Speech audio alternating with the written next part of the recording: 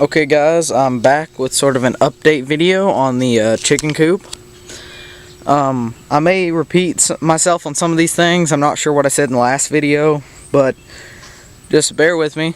There's some new stuff. First off, we actually got these latches. They're sort of like go on a dog leash, and so you just pull this thing back. I'm sure we all know how this works. Clip it right on there.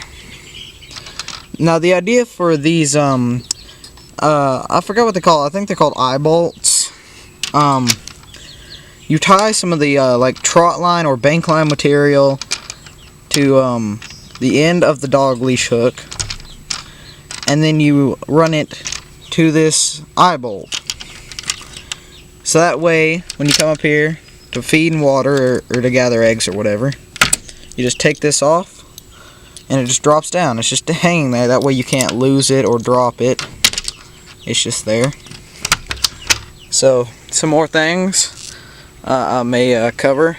We sort of fixed the door. All we had to do was sort of bend this tin up so that the door does not hit at the top.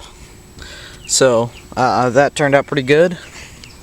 And back here at this back door, see, we got our handle and our hinges and stuff. We also have the same dog leash things. We do not have the bank line or trot line to connect them up to the eye bolts yet. Got one over here. And as you can see, this door is quite sturdy. I'm pulling on it pretty hard. They're not giving. So I don't think any type of animal or anything is going to get into this chicken coop. And I'm not sure if I discussed it last video, but I want to discuss it this video. We have these pretty large 4-inch galvanized, I think they're galvanized, and they got some type of finish on it, sort of like a varnish on the hinges, which is quite important. And we got 3, so they're not going to rust. They're not going to rust, and they'll be able to support the weight of the door very easily with no bending or whelping of the wood. And on this side, we have these pretty sturdy galvanized, no, they're not galvanized, they're stainless steel is what these are.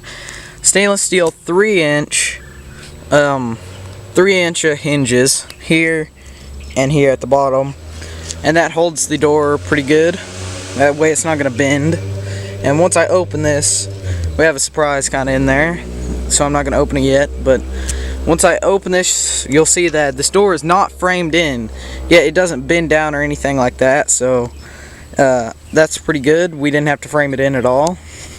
And another new thing is, as you can see, we have this extension cord running in here, so you can run electrical in these things.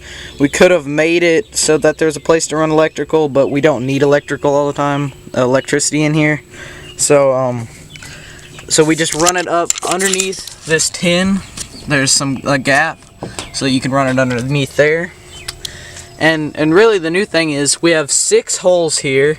I think these are probably 1/2-inch holes. We have 6 of them right there for ventilation. Let me back up so you can see this better.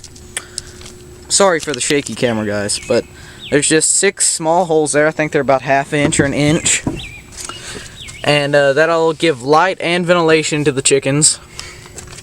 And if we move back to the back again, we have 3. Yeah, I know they're not very straight, guys, or anything like that, but we have 3 of the holes again. Here's the 3 for ventilation and light. And now for what you guys have been waiting for most of this time. Let's just open this sucker up. So you have to sort of push in on the latch to get it to pop open.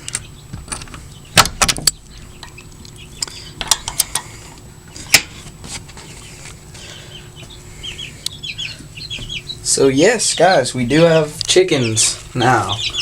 We have our chicks. I think the bigger ones are about 2.5 weeks old, and the smaller ones are about 1.5 weeks old. They're up here. We have our heat lamp. That's what is running off of this wire. goes up through the rafters and out over here. And there's our ventilation holes. Here's the ventilation holes on this side. And they're just sitting here in our nesting boxes for now. But soon we'll be able to take the heat lamp out and they'll be big enough to stay in here by themselves. It's turning summer, so it should be warm enough for them. And this may look different to most of you guys, but we put down this it's like a rubber mat we put in the bottom of this, and then we put pieces of wood to cover it up so that their small feet don't go through this wire. Here, I'll take this away so you can see it. So they don't go through this 1 inch by 2 inch wire. Or no, it's a 1/2 inch by 2 inch wire. We don't want their feet getting caught in that or anything.